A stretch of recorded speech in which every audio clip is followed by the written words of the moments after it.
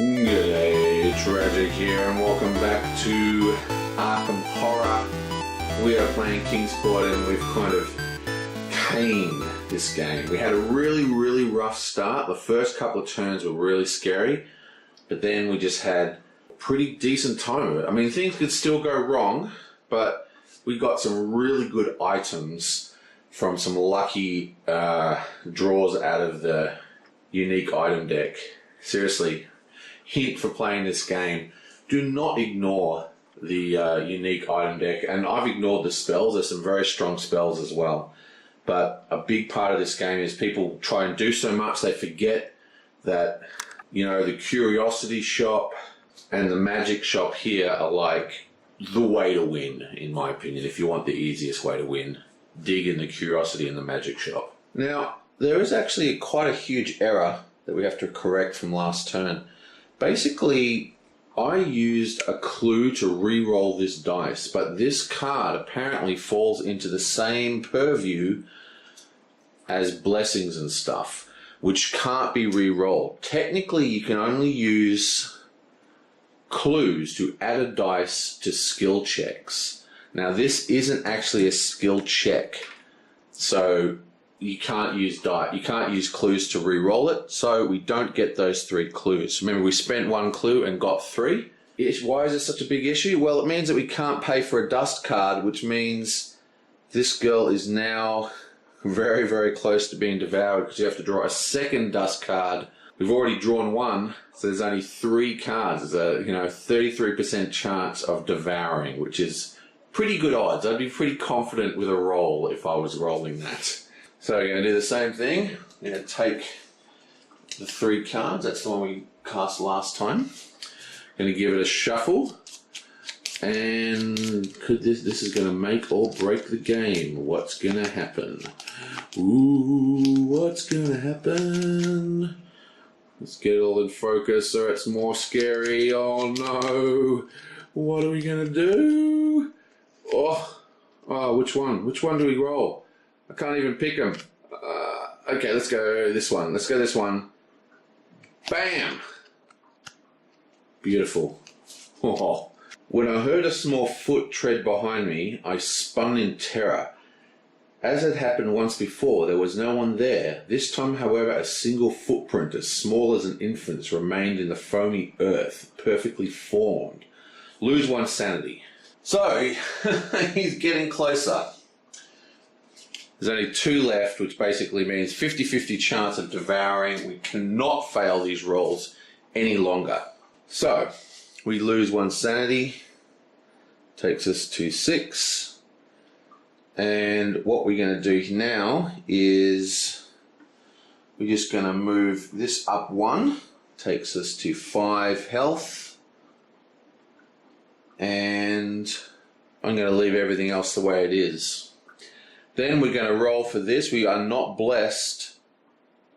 So that takes another sanity. And if this doesn't go through, we're in a lot of trouble. Okay, so she's no longer blessed. What you got for us? Bam! Oh, beautiful. That's actually very good. We get our 3 cloak tokens. That's going to hold us for a whole turn. Excellent. And then I'm going to tap the healing stone and get my health sanity go back up to 6. And again, I forgot Nodens. Poor Nodens. I keep forgetting you. I mean, Hypnos, beg your pardon. Visions of Hypnos. The dream was unnerving. Atop a lowly hill, voices whispered, but the words were overpowered by the thunderous flapping of wings. Wizard's Hill and the rope and anchor. Okay, 1 at the rope and anchor. These clues are discarded. Okay, we now have our powerful character. She is going to use her white ship ability. Now it says in Arkham, it's like a throwback. Basically, this is Arkham and this is Kingsport, but when cards say in Arkham, they mean anywhere on the 2 boards. And this is because it's kind of like a fix, like a brute force fix, because so many cards say in Arkham. And, it just means that cards don't have to target individual boards. What's interesting about this is It doesn't say anything about how the movement points are generated. It just says, if you're in Arkham, you may move to the first area of any other world instead of your normal movement. So, I interpret this as meaning that it actually replaces your movement the same as other worlds, and you don't generate movement points. But technically, I think you do generate movement points. So, it's pretty hard to say. The question is, can I cast a tome, or one of my, I've got these tomes here. I've got this really, really good tome I want to cast that costs movement points to use. But I don't think we can. We have to roll for this blessing. Okay. She has one blessing to roll for. Oh, damn it. Let's try again. 2, that's a pass. Now the question is, which gate do we want to go to? And I think it's pretty clear. We're going to go into another dimension, which is a +0 gate. So she walks out of the lighthouse and follows the ghost ship and winds up in the other dimension. Warwick, on the other hand, we want to go 1, 2, 3, 4 to the Dreamlands, which is +1. I think I've been forgetting this the whole game, but our Herald actually helped us in the Dreamlands. And he has speed +1. He has 2 speed, so he needs to use his 1 focus to set that to 3, and then he can get there. And Fat Boy here is going to go 1, 2, 3 and pick up the clue at the rope and arm, and he can have 2 encounters there. He's just got tons of clues. And we get to remove the rope and arms from the track. And we don't actually want to change any of his stuff here. You know what we should do? He's got like $10. Next turn, because we're doing pretty well and I'm feeling pretty confident, I'm going to send him to the curiosity shop and just start buying items just for fun. I mean, maybe one of the gates, I'm pretty sure we're going to win now, but maybe one of these gates will open and we can see that functionality in action. I just realized I haven't moved Shen. Okay, so Shen has 1, 2, 3, 4, so she's got 2 whole turns to get clues. So I think she is going to go 1, 2, 3 and do more blessings. So we're starting with her. Boom, blessings. She has a mass of tokens. There's 5. And she's going to bless herself first. Now, I really want to bless Warwick, but I'd rather her not get devoured, so we're going to improve her chance of gaining clues. Boom. And Fat Boy is in the rope and arms, where he gets to draw 2 cards because of Herald. Okay, bam. Now, you have to draw 2 and choose 1 because the Herald's gaze is there. I keep calling him Noden. I've been calling him Noden the whole game. But he's actually Hypnos. So, whatever. Hypnos' gaze is at the rope and anchor. First one. And we'll actually randomly draw the next one as well. Just to make it fun. Okay, what have you got for us? Ronas Riggs the bartender looks you over as you enter the dim, smoky tavern. I'm guessing you want to buy something besides drinks. You may buy up to 3 clues for $2 each. Well, that's pretty good. And the other one is... Sorry folks, it's midnight, time to close up, move to the streets. Stuff it, I'm just going to do that one. I don't want to buy clues. Normally that would be a pretty good one, but in our particular case, doesn't matter. We're sending him into Arkham next turn to try and start selling stuff. I should have sent him this turn, but he's got to fight this horrible monster.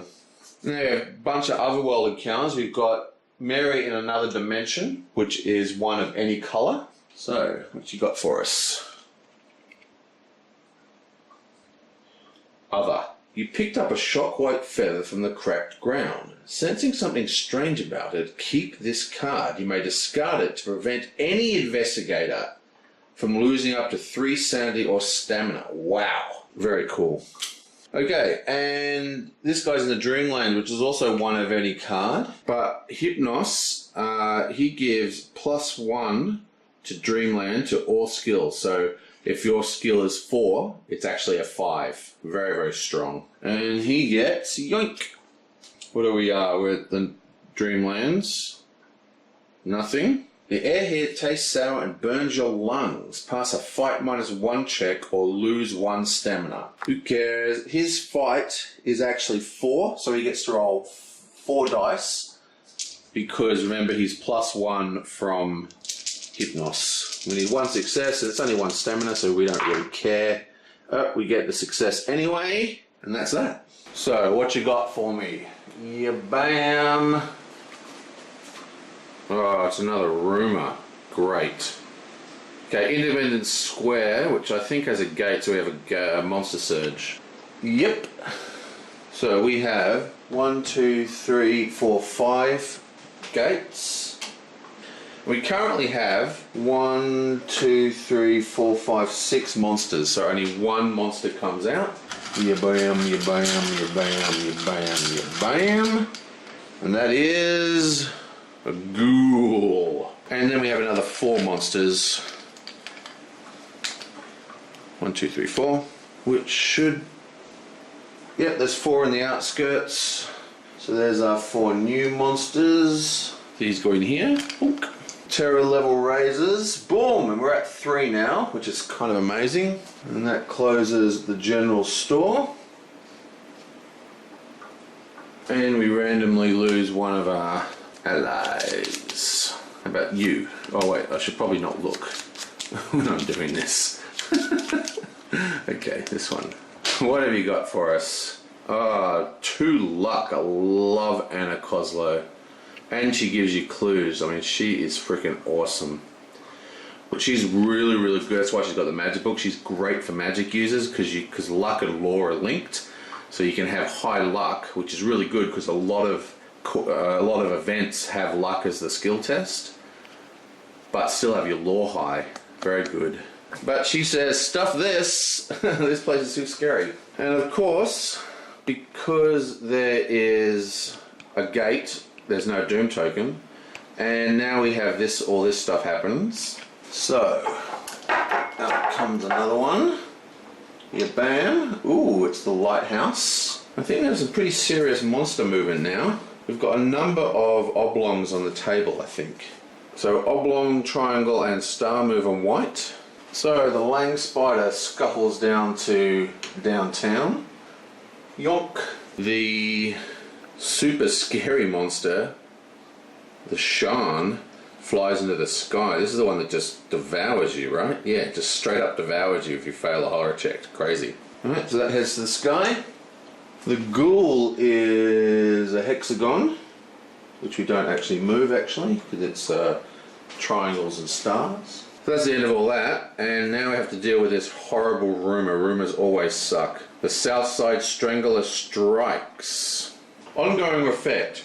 Remove 1 ally from the allied deck to the box at random at the end of every Mythos phase while this card is in play, beginning the turn it entered play. Wow. So the Southside Strangler is murdering everybody in town. Great. And it's the turn it enters play, so we actually get another one. So someone ran away. I guess Kozlov knew when to leave town, because now there's a maniac killing everybody. So who's murdered? Oh, Duke. He killed the dog. Oh, come on. Freaking dog murderers. The pass effect is, if a single player discards 5 clue tokens while at Mars boarding house, return this card to the box. Each player gains $5 as a reward from the police. Fail. If there are no allies to return to the box at the end of the Mythos phase, return this card to the box. Each player must lower either their maximum sanity or stamina by 1 for the rest of the game. Well, I don't think this is really going to worry us. We currently have 1, 2, 3, 4, 5, 6. So even if we're losing 2 allies a turn, it's still 3 turns. Okay, Southside. Okay, that's that. I think we've got 2 more turns. Unless we have a gate burst, there's 2 more turns left. So I will see you guys next time. Oh, and if we fail one of our gate closing rolls.